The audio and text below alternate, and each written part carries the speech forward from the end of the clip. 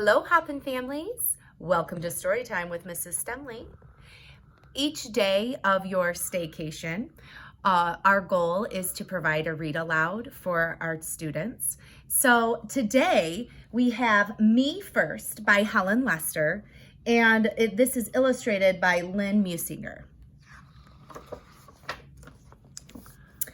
Pinkerton was pink, plump, and pushy. He would do anything to be first, even if it meant bouncing off bellies, stepping on snouts, or tying tails. "Me first!" he cried when he had been last in line and finished first down the slide. "Me first!" he cried at story time, settling on his round bottom with his big head right smack in front of the book. And every day in the school cafeteria, "Me first!" rang out, and there was Pinkerton. On Saturday, Pinkerton's Pig Scout troop went on a day trip to the beach. Pinkerton was first on the bus and sat in the front row. He was first off of the bus, first in the water, first out of the water, and first into the picnic basket. After lunch, the Pig Scouts decided to go for a hike.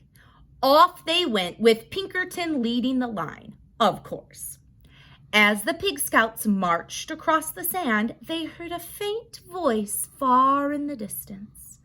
And the voice called out, "Who would care for a sandwich?" Pinkerton pricked up his pointy ears. "Care for a sandwich? Oh, yes, me first," he thought, and he began to trot ahead of the others.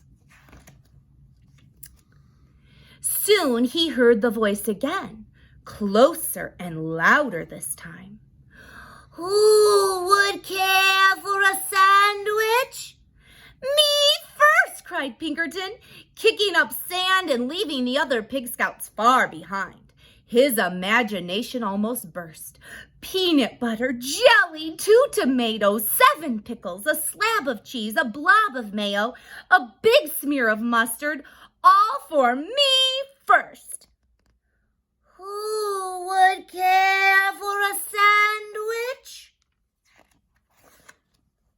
Now at a full gallop, Pinkerton shrieked, "Me first!"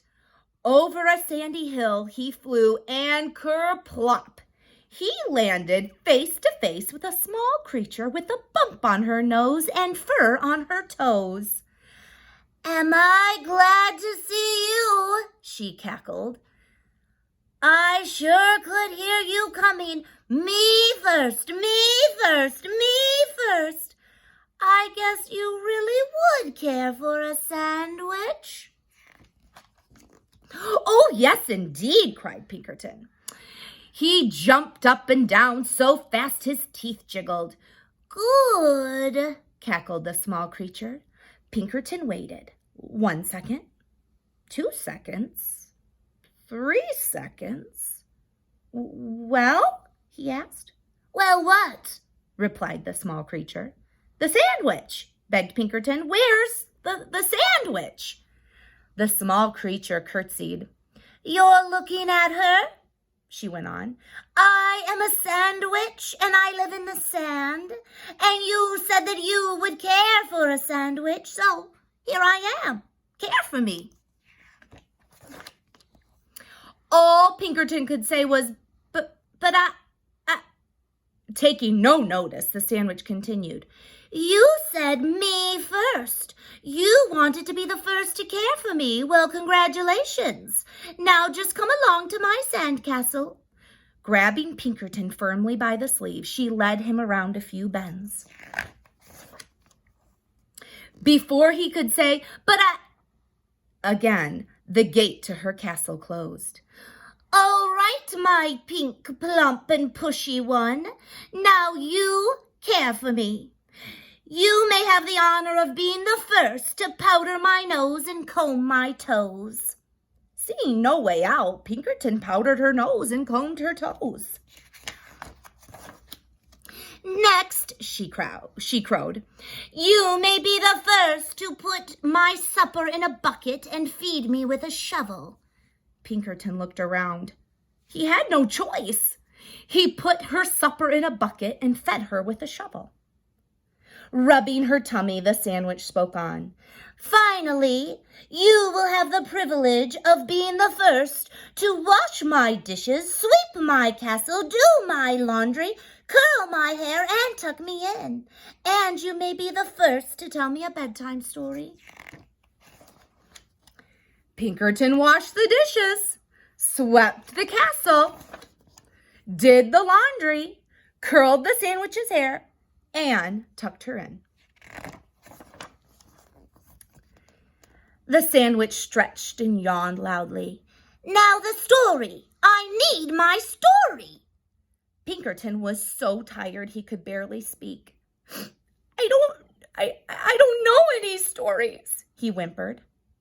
Then how about making something up? Oh, how about something concerning a pushy pig who always wanted to be first? Pinkerton sighed and began.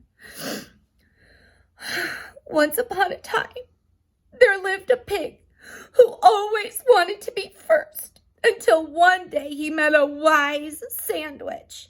Wise and beautiful, cut in the sandwich. A wise and beautiful sandwich who showed him that first was not always best. Aha! Cackled the sandwich. She gave Pinkerton a slow, serious, and meaningful wink. Have you learned something? Oh, yes, said Pinkerton. I promise I have. In that case, thanks for the care. Goodbye and good luck. She opened the gate and Pinkerton sped off so fast that he didn't even notice the delicious sandwich she held out for him. He was just in time to catch the bus. On he scooted, pink, plump, and glad to be last. Thanks for joining me for story time.